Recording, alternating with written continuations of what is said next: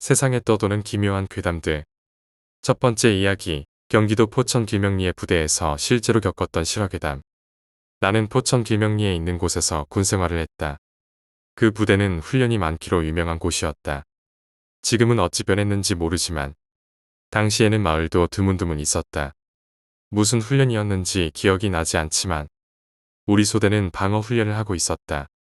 몇백 미터 정도 되는 야산 위에 진지를 구축하고 밤새 방어 훈련을 하고 있었다. 나는 기관총 탄약수였다. 밤 12시 안팎의 시간이었다. 군대 고참이 나에게 마을로 내려가서 라면을 싸오고 김치도 얻어오라고 시켰다. 훈련 나가면 의뢰 있는 일상이다. 또한 훈련 중 가장 즐거운 시간이기도 하다.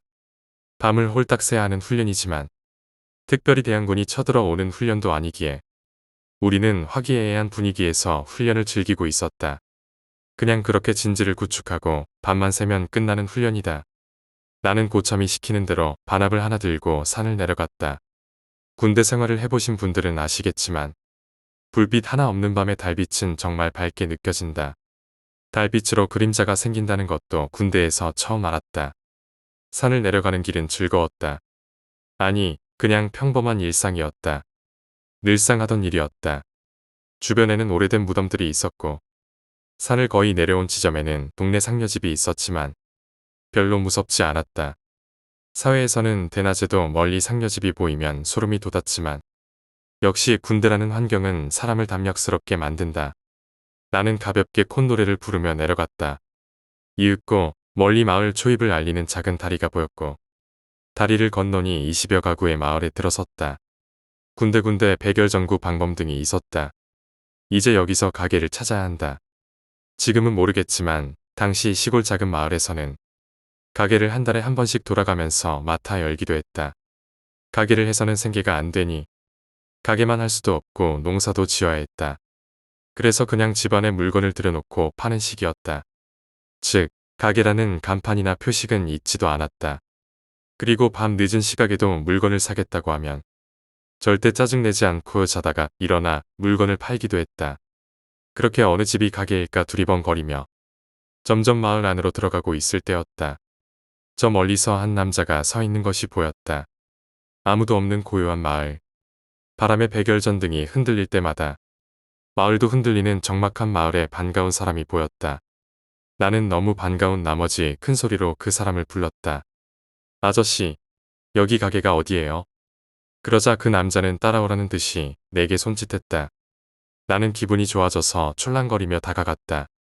가게를 찾는데 고생 좀 할 줄 알았는데 의외로 쉽게 찾게 생겼지 뭐야. 라면을 좀 사고 소주도 사오라고 했지. 김치도 얻어가는 거 잊지 말아야지. 두 손에 다 들고 산을 올라가려면 좀 힘들겠는걸. 그래도 빨리 왔다고 칭찬받겠다. 그렇게 나는 그 사람한테 다가갔고 그 사람은 따라오라는 듯이 저 멀리서 앞서 걸어갔다. 그렇게 반합을 앞뒤로 흔들며 따라가고 있었다. 그런데 그 사람은 분명 느릿느릿 걸어가는 것 같은데 나는 젠 걸음으로 쫓아가는데 이상하게 거리가 점점 멀어지는 것 같았다. 그 사람은 다시 나를 돌아보더니 빨리 따라오라고 재촉하는 듯 손짓을 연신해댔다. 나는 다시 속도를 내서 서둘러 따라갔다. 그렇게 따라가다 언뜻 뭔가 이상해서 주위를 둘러보았다. 마을의 백열전등 불빛이 점점 희미해져 가고 있었다. 다시 말해 마을을 벗어나는 것이었다. 뒤돌아 마을을 쳐다보다가 그 사람을 보았다. 순간 나는 놀라지 않을 수 없었다. 그 사람은 마을이 끝나는 지점에서 시작되는 야트막한 산으로 올라가고 있는 중이었다. 이게 뭐지? 가게가 저기에 있나? 저 사람은 마을에 벗어난 낮은 산에서 사나? 거기에 가게가 있나? 아니면 저기 지나면 다른 마을이 있나?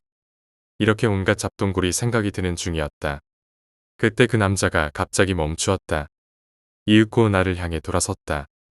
희미한 달빛에 비춰진 그의 모습은 그냥 사람의 형체 그 이상도 그 이하도 아니었다. 저게 뭔지 판단조차 할 수 없었다. 그렇게 1분 같은 몇 초의 시간이 흘렀다. 나는 반합을 든 손을 굳게 쥐고 멍하니 그 사람을 쳐다보고 있었고 그 사람은 산으로 올라가다 말고 내가 안 따라가자 가던 길을 멈추고 내 쪽으로 몸을 돌려 나를 정면으로 응시하고 있었다. 이윽고 그가 다시 내게 손짓을 했다. 어서 따라오라는 신호였다. 나는 조금씩 뒷걸음을 쳤다. 저게 뭔지 모르겠지만, 저기에 가게가 있는지 모르겠지만, 가면 안 될 것 같았다. 그때였다. 그 남자가 웃는 게 보였다. 달빛에 비춰진 그의 얼굴. 분명 웃는 게 분명했다. 그러더니 갑자기 그 남자가 내게로 뛰어오기 시작했다. 나는 비명을 지르고 오던 길로 전속력으로 달아났다. 정말 미치도록 뛰었다. 반합을 꼭 쥐고 정말 미치도록 뛰었다. 뛰면서 뒤를 보니 그 사람은 보이지 않았다. 그렇게 산을 한다름에 뛰어올라 진지로 돌아갔다. 땀에 흠뻑 젖어 미친 듯이 뛰어올라 온 나를 보고 모두 놀랐다. 처음에는 라면을 안 사왔다고 몇몇 고참이 타박을 했지만 자초지정을 설명하자 모두들 말이 없어졌다. 우리 모두는 각자 진지로 다시 들어갔다. 그리고 해가 밝을 때까지 정말 아무도 한마디도 숨소리도 못 내고 그렇게 있어야 했다. 그것이 뭐였을까? 이야기를 요약하자면 야간의 방어 훈련 중 마을로 내려가 라면을 사오라는 고참의 지시를 받고 달빛 아래 산을 내려간 경험이다. 마을에서 낯선 남자를 따라가다 그가 야산으로 이끌자 불안함을 느끼고 도망쳐 올라왔다. 이 남자가 도대체 무엇이었는지, 왜 그렇게 웃으며 달려왔는지 여전히 알 수 없는 무서운 경험이었다. 두 번째 이야기, 현관문을 흔드는 저승사자. 2007년 겨울 12월 말쯤이었습니다. 저희 집은 주말에는 부모님이 농장을 하시는 친척 집에 가서 일을 도와드리기 때문에 주말은 항상 저와 제 동생 단 둘이 집을 지키고 있었습니다. 토요일에서 일요일로 넘어가는 새벽. 다음 날이 일요일이기 때문에 늦게까지 컴퓨터를 하고 있었지만 낮에 약속이 있었기 때문에 슬슬 그만하고 잘 생각에 컴퓨터를 끄고 현관문을 잠근 걸 확인했습니다. 일반 주택이어서 현관문을 잠그지 않으면 바로 외부에 노출되는 터라 주말이면 더 신경 쓰고 합니다. 시간은 대충 2시 좀 넘어서 2시 반쯤이었던 것 같습니다. 현관문을 잠근 것을 확인하고 방에 들어가려던 제 눈에 현관에 불이 들어오는 것이 보였습니다. 보통 누가 가까이 가면 작동되는 센서형 전등이었는데 근래 조금 고장난 건지 사람이 가까이 가도 불이 잘 안 켜지는 경우가 많아서 그러려니 하고 방에 들어가려고 했는데 현관문이 금방이라도 열릴 듯이 덜컹거리는 것이었습니다. 잠긴 문을 열려는 듯이 현관 손잡이를 잡아당기는 소리가 계속 들렸습니다. 예전에 도둑이 들 뻔한 일이 있었기에 조금 무섭긴 했지만 누구세요? 하고 말했습니다. 제 목소리가 밖에까지 들린 건지 잠깐 덜컹거리는 소리는 멈추었습니다만 다시 덜컹거렸습니다. 저는 강도인가 싶어 창문을 제대로 잠갔는지 확인하고 신고하기 전에 가세요. 하고 현관을 향해 소리쳤습니다. 그 덜컹거리는 소리는 제가 누구냐고 한 후에도 몇 번 더 들리더니 문이 안 열려서 포기한 듯 잠잠해지고 더 이상 들리지 않았습니다. 경찰에 신고를 해야 하나 고민이 들었는데 소리가 들리지 않는 것만으로 조금 안심이 되어서 신고까진 하지 않았습니다. 다른 옆집 사람이 술에 취해 잘못 찾아왔던 것일 수도 있다는 생각을 하니 그랬던 것 같습니다. 그래서 진정한 후에 방에 누웠는데 갑자기 어떤 사실이 생각나면서 무서워지더라고요. 현관 앞에 자갈 소리가 한 번도 들리지 않았다는 사실이요. 저희 집은 과거 도둑이 들 뻔한 일이 있어서 대문에서 현관까지 자갈을 깔아놨는데요. 그 덕분에 누가 대문에서 현관까지 올 때 자갈 소리로 누가 오는 걸 알 수 있었습니다. 개나 고양이 한 마리가 지나갈 때도 들리는 자갈 소리가 현관문이 덜컹거리기 전에도 덜컹거린 뒤에 소리가 잠잠해진 후에도 한 번도 들리지 않았습니다. 그러자 갑자기 졸음이 사라지고 정신이 바로 들었습니다. 그렇게 거실에서 현관을 쳐다보며 뜬 눈으로 지새우다가 동이 틀 무렵에서야 잠이 든 것 같습니다. 깨어나니 다행히 아무 일도 없었습니다. 다음날 친구와 만나고 저녁에 돌아왔는데 부모님이 하는 이야기를 듣고 소름이 돋았습니다. 옆집 할아버지가 어제 새벽에 집에서 돌아가셨다는 것이었습니다. 혼자 계시는 할아버지께서 돌연사 하셨다고 합니다. 누군가 침입한 흔적이나 할아버지를 폭행한 흔적이 없어서 미스터리한 사건이라고 합니다. 혼자 사시긴 하셨어도 지병도 없으시고 건강하셔서 더더욱 알 수 없는 일이었습니다. 다만 어제 저희 집 현관을 덜컹거리게 한 일과 연관이 있는 것 같아서 아직도 그날 밤을 생각하면 잠을 이룰 수 없습니다. 세 번째 이야기, 엄마의 예지몽. 저희 어머니께선 가끔 예지몽 비슷한 것을 꾸시는데 가끔은 신내림을 받으신 게 아닌가 하는 생각이 들 정도로 오싹하게 맞아떨어질 때가 많습니다. 한 번은 어느 여름에 꿈을 꾸셨는데 돌아가신 시어머니께서 수영복을 입으시고 물기를 뚝뚝 떨어뜨리면서 나타나시더랍니다. 그리고는 아무런 말씀도 없으신 채 지그시 바라보고 계시더니 스르륵 사라지셨다고 합니다. 그 꿈 이야기를 들을 당시에는 별로 대수롭지 않게 생각하고 넘어갔습니다. 그런데 그해 가을 벌초를 하기 위해 할머니 묘지에 갔는데 집안 어른들이 먼저 와 계셨습니다. 어른들께서 하시는 말씀을 들어보니 묘의 옆으로 물골이 생겼다고. 아마 장마 때 생긴 것 같은데 이 정도면 관속이 다 젖었겠다. 산 위쪽에 도랑을 내서 물기를 내야 한다는 이야기였습니다.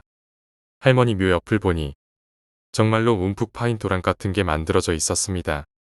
장마철 비가 많이 와서 산을 타고 흐르던 빗물이 무덤 옆으로 흘러내린 것입니다. 그 순간 떠오르는 어머니의 꿈.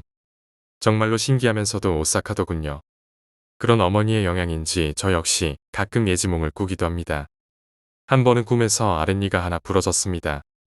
앞니 바로 왼쪽 옆에 아랫니가 똑하고 반이 부러져서 입안을 굴러다니는데 이상하게 이걸 뱉으면 안 될 것 같은 기분이 들더군요. 그 상태로 꿈속 이곳저곳을 돌아다니며 여러 가지 꿈을 꾸는데 부러진 이는 계속 입에 문 채였습니다. 꿈에서 깬 뒤에 아차 싶었던 게 이가 빠지는 꿈이 굉장히 나쁜 꿈이기 때문이었습니다. 윗니가 빠지면 집안의 남자들, 아랫니가 빠지면 집안의 여자 중 누군가에게 변고가 생긴다고 합니다. 그래도 반만 부러졌고 뱉지 않고 물고 있었으니 괜찮을지도 모르겠다고 생각하고 넘어갔는데 그날 오후 누나가 기침 때문에 간 병원에서 폐결핵 초기 진단을 받았습니다. 다행히도 약을 몇 달 먹으면 완치된다고 합니다. 약을 꾸준히 먹은 지금은 완치 판정을 받은 상태입니다.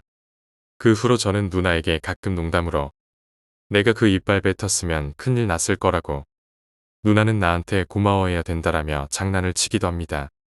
네 번째 이야기, 여행가서 생겼던 일. 오래전 겨울에 아는 언니들과 저까지 셋이 기차로 태백 눈꽃 축제를 가려고 여행을 준비했습니다. 전주에서 출발하는 거라 워낙 멀어서 일단 대전에서 하루 자고 다음날 새벽에 일찍 태백으로 출발하려고 계획했어요. 문제는 저희가 준비를 제대로 하지 않아서 대전에서 하루 묵을 곳도 예약하지 않았던 것입니다. 출발해서야 생각나더군요. 그렇다고 찜질방에서 자고 싶지도 않아서 조금 비싸도 근처 호텔로 가자고 했습니다. 막상 도착해서 숙소를 잡으려고 하니 몸이 무척 피곤했습니다. 여기저기 시내를 둘러보면서 괜찮은 호텔을 알아볼 체력이 없었어요. 그냥 역 근처에서 얼른 구해서 쉬자라고 얘기를 했죠. 그런데 역 근처에 숙소가 많은 골목으로 가니 어떤 할머니가 여자 셋이 늦은 밤에 골목을 돌아다니면 위험하니까 다른 곳으로 가라는 것이었습니다. 나중에 알고 보니 저희가 간 골목은 그러한 분위기의 곳들이었습니다. 그래서 할머니께 이 근처에 괜찮은 숙소 있냐고 여쭈어 보았고 할머니께서 어떤 숙소를 추천해 주셨습니다. 숙박비도 하룻밤에 5만원 밖에 하지 않아서 고민도 하지 않고 바로 그곳으로 결정했습니다. 저희는 온돌방을 요청했고 숙소 아주머니는 3층 맨 끝에 있는 방을 주셨습니다. 들어가자마자 방이 어마어마하게 컸는데 조금 이상하게도 방 한쪽 구석에 영화 타짜에 나오는 동그랗고 큰 테이블이 있었고 위에는 화투가 있더군요. 바닥에는 칼자국도 많아 보였죠. 그때 직감적으로 알았습니다. 여기 불법 도박장으로도 쓰이는 방이구나. 그러나 어쩔 수 없었습니다. 이미 12시가 넘은 밤이었고 길을 모르는 곳에서 다시 나가서 여자 셋이 거리를 헤맨다는 게 무서웠습니다. 어차피 피곤하니 문단속만 잘하고 바로 잠들면 괜찮겠지. 그렇게 생각했던 것 같아요. 문제는 잠이 든 다음이었습니다. 한참 잠을 자는데 갑자기 방에서 이상한 목소리가 들렸습니다. 깜짝 놀라 눈을 뜨니 웬 남자가 식칼을 휘두르고 여기에 있는 놈들 다 죽여버릴 거야 라며 칼을 허공에 휘두르고 있었습니다. 분명 문을 잠그고 잤는데 누가 있는 것이었습니다. 자다가 깼는데도 너무 놀라 심장이 벌렁벌렁 거렸습니다. 고개를 돌려 언니들을 몰래 깨우려고 하는데 언니들은 이 상황에서 자고 있는 것이었습니다. 괜히 깨우려다가 남자를 자극할 것 같아서 머리맡에 둔 핸드폰을 꼭 쥐고 바로 일어나서 방에 불을 켰습니다. 남자의 얼굴을 확인하고 바로 경찰에 신고하려고 말이죠. 그런데 불을 켜자 남자는 사라지고 없었습니다. 방에는 저희 셋만 있었고 불을 킨 탓에 언니들은 잠 깬 모양인지 갑자기 왜 불을 켜냐고 신경질을 내더군요. 순간 이게 꿈인가 싶어서 환각인지 이해가 안 가고 당황스러웠지만 일단 다시 자기로 했습니다. 불을 끄고 이번엔 언니 옆에 붙어서 다시 자려고 했어요. 그런데 누워서 눈을 감자마자 귓가에서 다시 자려고 라는 남자 목소리가 들렸습니다. 아까 칼을 들고 소리친 남자 목소리였어요. 너무 놀라 눈을 뜨니 이번에는 방구석 식탁 위에서 누군가 쪼그리고 앉아 저를 쳐다보고 있었습니다. 눈을 감을 수도 없고 뜰 수도 없어서 고개를 돌려 언니를 깨우려고 했는데 이상하게 언니는 일어나지 않았습니다. 그 상황에서도 순간 화가 나서 언니가 이 상황을 아는데도 회피하려고 자는 척한다 생각했습니다. 결국 저는 언니들에게 기대할 수 없었고 다시 용기를 내서 불을 켰는데 역시 이번에도 방에는 저희밖에 없었습니다. 그 뒤로는 어떻게 잠을 잤는지 모르겠습니다. 다시 누워서 자려고 하면 누가 자꾸 몸을 흔들어서 잠을 깼습니다. 누군지를 확인하기도 무서웠지만 확인하면 역시 아무도 없었습니다. 핸드폰을 보니 아직 새벽 4시. 저희가 일어나기로 하기로 한 시각은 새벽 5시여서 1시간밖에 잠을 잘 수 없었지만 상황이 이러니 차라리 빨리 일어나서 나갔으면 하는 생각뿐이었습니다. 잠을 자지도 못해서 계속 핸드폰 시계만 확인하는데 갑자기 머리맡으로 우르르 여러 명이 왔다 갔다 하는 게 느껴졌습니다. 어두워서 잘 보이지 않았지만 사람들이 움직이는 건 분명했습니다. 이번엔 도저히 일어나서 확인할 용기가 나지 않았습니다. 그러다가 갑자기 알람이 울렸습니다. 벌써 새벽 5시가 된 거죠. 그러자 갑자기 언니들이 약속한 것처럼 벌떡 일어났습니다. 언니들과 오래 알고 지내서 절대 제 시간에 일어날 사람들이 아닌데 사실 5시도 알람 후에 민기적거리는 시간까지 생각해서 설정한 기상 시각이었습니다. 저희는 바로 씻고 나왔는데 그 숙소에서 나오자마자 한 언니가 이상한 꿈을 꿨다고 말했습니다. 언니가 한참 자고 있는데 갑자기 방문이 열리면서 주인 아주머니가 여자들 8명을 데리고 와서 저희 방 화장실에서 샤워를 하게 하더랍니다. 한 명씩 돌아가면서 샤워를 할 동안 여자들은 돌아다니면서 저희를 쳐다보는데 언니는 괜히 눈을 떴다가 그 여자들이랑 눈이 마주쳤던 모양입니다. 너무 기이한 상황에서 다시 눈을 감고 그 사람이 나갈 때까지 자는 척하며 참다가 알람 소리에 바로 꿈에서 깨어난 그런 꿈이었다고 하네요. 제가 새벽에 겪은 일과 너무 유사한 꿈이었습니다. 일어나서 언니들에게 새벽에 겪은 일을 아직 얘기하지 않았는데 언니가 꾼 꿈과 너무 비슷했습니다. 다행히도 그곳으로 떠나 여행지에 도착해서는 그런 일이 없었습니다. 그렇지만 그 후에도 여행을 갈 때면 꼭 숙소를 예약해서 아무 곳이나 가지 않게 되더군요. 5번째 이야기, 원한. 제가 다닌 고등학교는 스쿨버스가 많은 편이었는데 그중 6번 버스는 운행을 안 하고 교내 뒤쪽에 주차되어 있었습니다. 그런데 6번 버스가 운행을 안 하는 건 2년 전인가 한 선배가 6번 버스를 타고 등교를 하고 버스에서 내려서 학교 앞 횡단보도를 건너다가 트럭에 깔려 죽어서 라는 소문이 들리더군요. 그때까지만 해도 학교에 흔히 있는 괴담인 줄 알았습니다. 그 후 방학이 끝나고 2학기가 시작된 첫날 스쿨버스를 기다리는데 6번 버스가 오더군요. 좀 찝찝했지만 친구들과 버스를 탔습니다. 그렇게 버스를 타고 10분 정도 지났을까 발밑이 이상하게 춥게 느껴지더군요. 고개를 숙여 발밑을 보니 뭔가가 꿈틀거리며 제 발밑을 지나가고 있었습니다. 뭐랄까 투명한 안개가 무슨 아메바처럼 요상한 형태로 꿈틀대며 바닥을 기어가고 있었는데 자세히 보니까 마치 사람이 녹아있는 형태와 비슷했습니다. 게다가 뭔가 웃는 듯 하면서도 혼자서 뭐라고 중얼거리는 소리가 들려와서 기분이 엄청 나빠지더군요. 거의 1년 만에 이상한 걸 보게 된지라 기분이 안 좋고 구역질까지 나올 정도로 속이 안 좋았습니다. 게다가 버스 전체의 유모를 악의 같은 게 느껴져서 빨리 내리고 싶은 마음만 들었습니다. 그렇게 기어다니던 영체는 어느 한 곳으로 가더니 앉아서 자고 있는 3학년 선배의 발밑에서 멈추었죠. 그리고 마치 뱀과 같은 형태로 변해 그 선배의 다리를 통해 조금씩 기어 올라가는 겁니다. 계속 이상한 웃음소리와 알 수 없는 말소리 비슷한 게 들려오고 전 고개만 숙인 채 빨리 학교에 도착하기만 빌었습니다. 겨우 학교에 도착하자 서둘러 버스에서 내려서 학교 앞 도로에 있는 횡단보도를 건너기 위해 신호를 기다렸습니다. 기다리면서 슬쩍 고개를 돌리니 아까 그 선배도 하품을 하며 서 있었는데 그의 머리 위로 아까 그 영체가 꿈틀대며 있는 겁니다. 저도 모르게 불안한 기분이 들어서 말이라도 걸어보려고 하는데 신호등이 녹색으로 바뀌면서 학생들이 신호등을 건너기 시작했습니다. 저희가 다 건너자 신호등이 다시 빨간색으로 바뀌고 친구들은 서둘러 학교 건물로 향했습니다. 저도 반쯤 안심하며 학교를 향하다 다시 그 선배를 쳐다봤는데 그 순간 그 선배가 어딘가로 뛰어드는 겁니다. 순간 달려가 그 선배를 잡았는데 뭔가 둔탁한 충격에 몇 미터를 붕 떠서 나가 떨어졌습니다.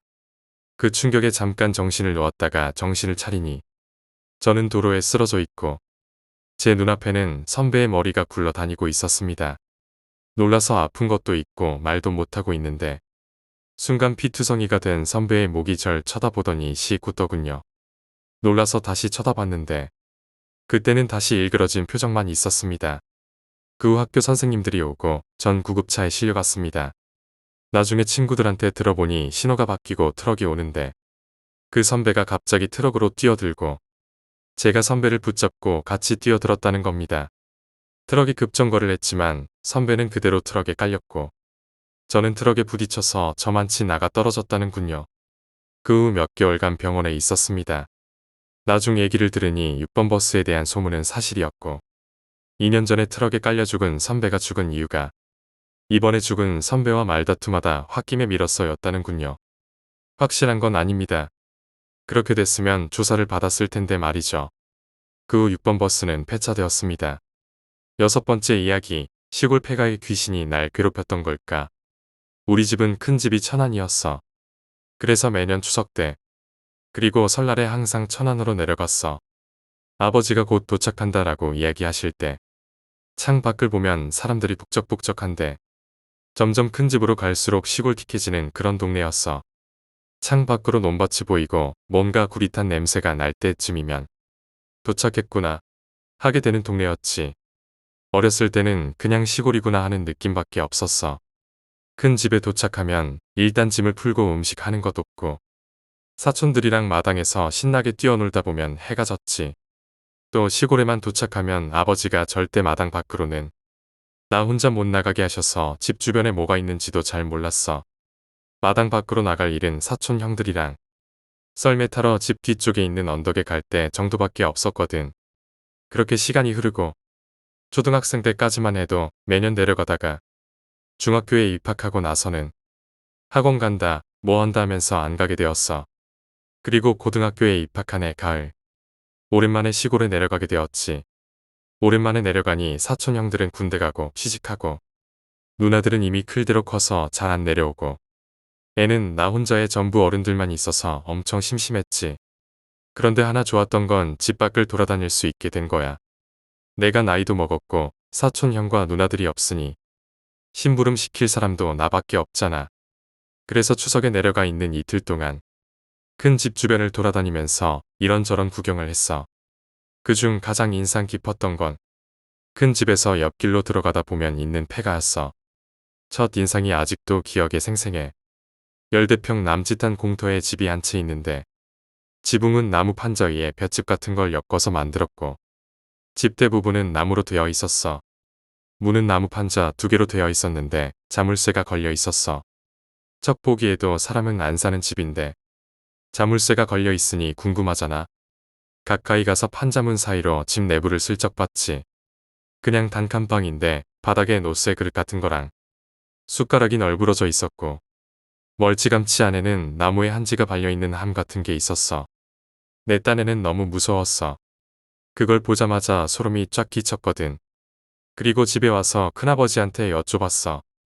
그러니까 큰아버지가 말씀하시길 큰아버지는 어렸을 때라 자세한 건 모르는데 아주 옛날에 거기서 부부가 살다가 어느 날 떠났다는 거야. 자기들 땅에 지은 집도 아니고 그냥 주인 모를 땅에 멋대로 지은 집이라서 팔 생각도 안 하고 그냥 두고 떠난 것 같다고 하시더라고. 그렇게 몇십 년이 흐른 거래. 그 말을 듣고 그냥 폐가구나 하고 말았지. 그리고 몇 달 후 설날에 다시 큰 집에 내려가게 됐어. 당연히 또 나뿐이고 나는 심심했지. 그나마 다행이었던 건 겨울이었다는 거야. 겨울에는 큰 집 근처에 있는 언덕에서 썰매를 타고 놀 수 있었거든. 나무 판자랑 포대자루로 만든 눈썰매를 들고 언덕 쪽으로 갔어. 그런데 가는 길에 묘한 호기심이 발동했는데 바로 몇 달 전 봤던 폐가가 궁금했던 거야. 그래서 길을 많이 돌아가더라도 폐가 쪽으로 가기로 했지. 조금 걷다 보니 이전에 봤던 폐가에 도착했는데 눈은 새하얗게 쌓여있고 바람이 판자문을 흔드는 소리가 어찌나 스산하던지 저번처럼 안을 들여다볼 생각도 못하고 얼른 썰매를 들고 언덕 쪽으로 갔어. 그리고 바닥에 썰매를 놓고 앉았지. 그러니까 뒤에서 사촌형이 밀어주는데 추억이 새록새록 떠오르더라고. 어렸을 때도 사촌형이 항상 밀어줬는데 그런데 뭔가 이상한 거야. 사촌형은 없잖아.